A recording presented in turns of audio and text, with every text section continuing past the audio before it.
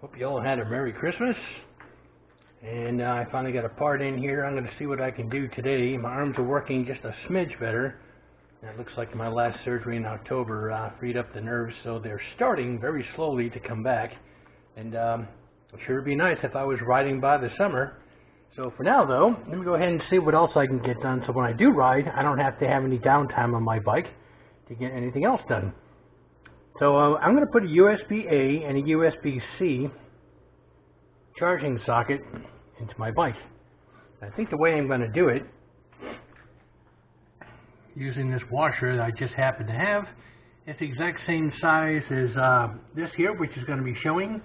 And of course, one side is a little sharp, the other side is well rounded, so I get to slide it around and find out a good spot. So this is what I came up with.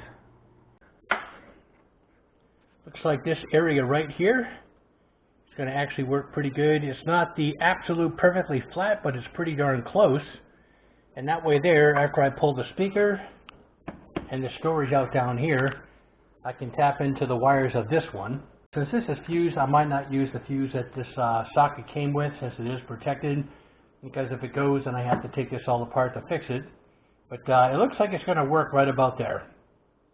To make up for the fact that it's not exactly perfectly flat, it's pretty darn close. I'm going to dig into my O-ring assortment here I bought years ago. And I think I got this from Amazon, but I've had it forever. And these are high quality O-rings. They're, well, of course, water resistant, but also gasoline and everything else. I was able to find one that I'm going to use. And of course, it's pretty tight. And it's going to fit on nicely all the way down. So when I push this against the dash area, I guess you can call it a dashboard, it's certainly not, it's not a cockpit, guys. I hate this new thing about cockpits. It's not a freaking cockpit, it's just a panel. Just like a car is not a cockpit. I'm sorry, if you want to say cockpit, do like I did and get your pilot's license and all that. So it all started with that idiot from Motor Week saying, hey, the cockpit like, when he would describe a car, and for some reason all these years later, everybody's going to a cockpit. Do you see a pit? Do you see a cockpit? Nope, I see an instrument panel, and I see the bike. Sorry, that's my rant for this video. Okay, for a drill, I do have quite a few stepper bits. I like these because you can control the speed. You can get a nice clean cut, a perfect hole, unlike using a hole saw. And the bit I'm going to use is this big chunky one right here. So I'll use this one here, and I'll keep going in different steps, so when I get close, I'll stop, test fit it, because I want this to be really tight, but not so tight that it won't go in. So this stepper bit here is going to work good. And like I said, I can actually control the speed and the shape of the hole a lot better than using a hole saw. So let me get the speaker pulled. And first I got to get the bike down. Get it off the kickstand, get that block out of the way so it has a pretty good lean angle, so I can actually turn the handlebars different positions without it feeling like it's going to go over, because right now it's pretty upright with using that block. So I want to make sure that I don't have any balance issues, especially with my arm still. Although I have tons of screwdrivers, and especially Phillips heads, this is a Japanese bike. It doesn't have regular Phillips heads. That's why they strip out so easy. So what you want to do is buy a set of, actually I got a set of 3, the JIS, Japanese Industrial Standard. And the way that the tips are shaped, they actually make their way down into the screws. And they get so tight in there and provide a good grip that they won't strip the head of the actual screw themselves. So that's what I would highly recommend. The other thing I really dislike are these things right here. It's kind of like a push-in rubberized nut. So as you tighten it up, it swells and gets nice and tight for you. And I understand why they did it. What I had done a long time ago is when I was ordering on AliExpress, I actually went in and bought a ton of those things, spares, because a bag of like 50 of them are the price of one anywhere else. So I have those. What I'm trying to do here is take the speaker out and get that out of the way, and then get this open and out of the way also. That'll allow me plenty of room in here to access these wires and double check behind here to make sure that is the proper spot. If not, I'll have to find another area, but at least I can get this sorted out just by having a good look. So I know there's a ton of videos that show how to take this out. You get the 4 screws, and I'll show you the little black housing that pulls right out. And of course these wires come out. This is actually the best way you can get to your driving lights also. Just pull the speaker and you can reach up in there, or you can just pull the this lower one here. I think you can get to it from there too, so I'll pull this off because I need to do it anyway, and we'll see if you can get to that up there without taking the whole speaker apart, because that's a lot easier than up here. So anyway, the other thing to watch out for are these little push-in rubber things. Again, they're all over the place on this bike, which, like I said, makes sense. It's really cool, but if you start a screw and you start by pushing too hard, they pop out, and then you have to take everything apart and do your best to try to find them, unless you have a bunch of extras. This is all emptied out, and I have, looks like 3 screws to go ahead and remove.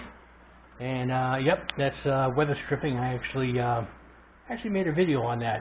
You can actually weatherproof it. Not waterproof, but you can weatherproof it a lot better than not having the weather stripping. So let me go ahead and pull this out of the way. So you can see this makes things a lot easier. That is the little deal down there I need to tap into. And I think I'm going to tap into that area there, not directly off of this, which a long time ago where I replaced this with a USB type. But like I said, this other one will give me a USBa and a couple of USBcs. And it'll be less of a distance to run my wire to when I'm using my Apple CarPlay. Well, that's what this is all about. Again, there's actually plenty of room back here.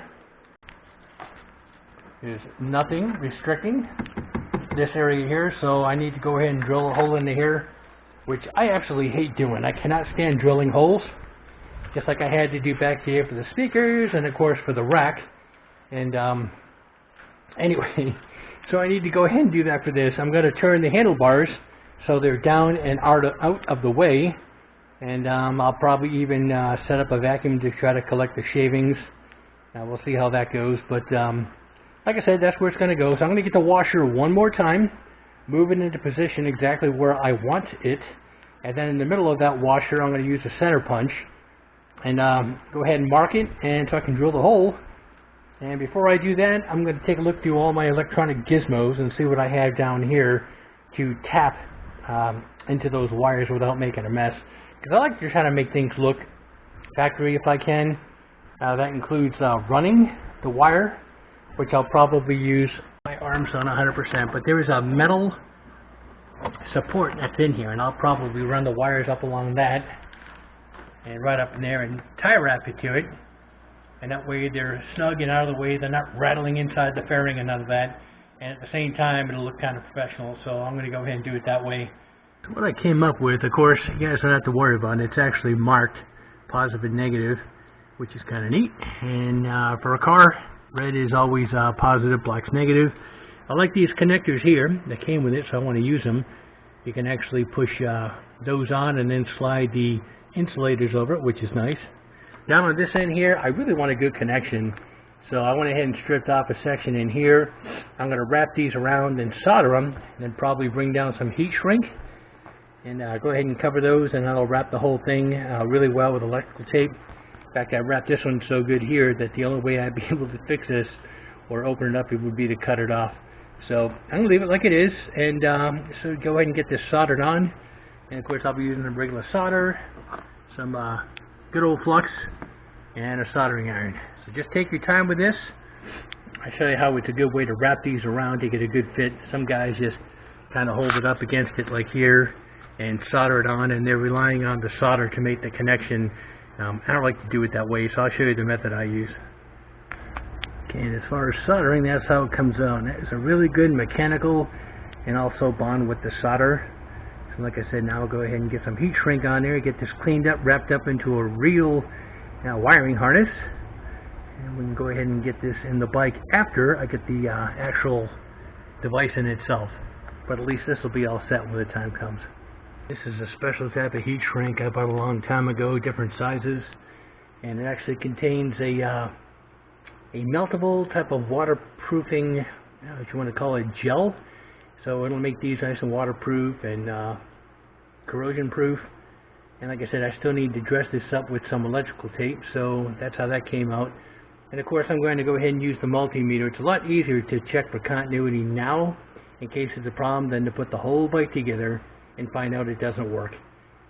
Okay, looks like the pilot hole is drilled. No turning back now. So let me go ahead and find out how far I need to go in with that stepper bit and get this just right. Alright, so this should take you roughly about an hour or so to do this yourself. However, I'm filming and cleaning up as I go along. And if you use a stepper bit, just take your time and do each step, and as it gets close, keep grabbing the actual device and fitting it in the hole, which is what I did. I had one that was so close, and I just went to the very next step, and now it's perfect. But just take your time. This is not the worst than making the hole too big, and then you just created a problem for yourself. So that's it. Worst case scenario, if you didn't like that and you thought, oh crap, you can always get on Amazon and get a measurement of this and get a black plug, an automotive plug to pop in there, and that way it just looks like a hole that the manufacturer did that's made for, I don't know, some sort of accessory. That way it won't look bad. However, I'm pretty happy with it. So let me go ahead and get the device in there, and I'll hook up the other end of the wire to it. Inside there is a metal bar. That's what I'm going to go ahead and tie wrap to get it down here, to get everything all set up. Like I said, I just want to do my best to try to make it look more factory than something I added. Alright, so right now, again, this is not tight, but all the wires are hooked up. Down there, everything's back to normal. Let's go ahead and get the put the key on. Okay, and this works in the accessory position. And what's kind of nice is you can go to full, get the key out, and go back to accessory, which is nice. So you can see everything is lit up. Down here it actually gives me system voltage and stuff too. I just had this on a charger, and I just need to tighten that down. So this will be nice. And the blue kind of goes with the radio and the dials and stuff. Down here it's red, but that's fine. That's just something that gets my attention. So all I need to do now is tighten this up, go ahead and get this thing tie wrapped and looking neat, and start putting everything back together. But that's it, guys. Now I have USBa to USBCs, and I'll show you how nice this looks once I get everything tightened down. So we have a tie wrap there, one right up there along that piece of metal. I don't like that wing nut because it's not really sharp, but it's still a piece of metal that's going to vibrate. So what I have is I looked into my storage bins over here, like I always talk about. I was able to find this. It's kind of a square, rubbery, and I think that's going to fit nice and snug on that. So there it is. That rubber fit right on the wing nut. Now that's all protected. I can go ahead and put this all back together, and we should be good to go. So these screws here, guys, because of the way that little rubber with a little brass nut is, if you push down it, you're going to push the rubber right through. And you don't want to go ahead and scar up these heads. So what I do is I usually start them all by hand. Take your time. Go ahead and invest in some real hand tools.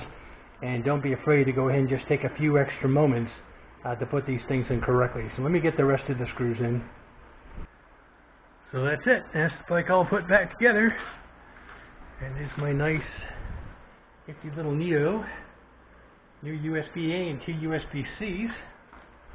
Now when I use my Apple CarPlay, it's a very short cord instead of having to go all the way down and wrap around here. And guys, it would take you only about an hour to hour and a half, depending on what tools you have. Make sure that you have the proper tools. Don't try to use screw guns and all that stuff, and if you end up stripping everything out, just take your time, get some decent hand tools, and everything should work out nice. Again, it's all waterproof. That little extra O-ring worked out well. So anyway, you know what to do. Like, subscribe, hit that bell notification for future content. I'll go ahead and get this on YouTube just as quickly as I can. Thanks for watching.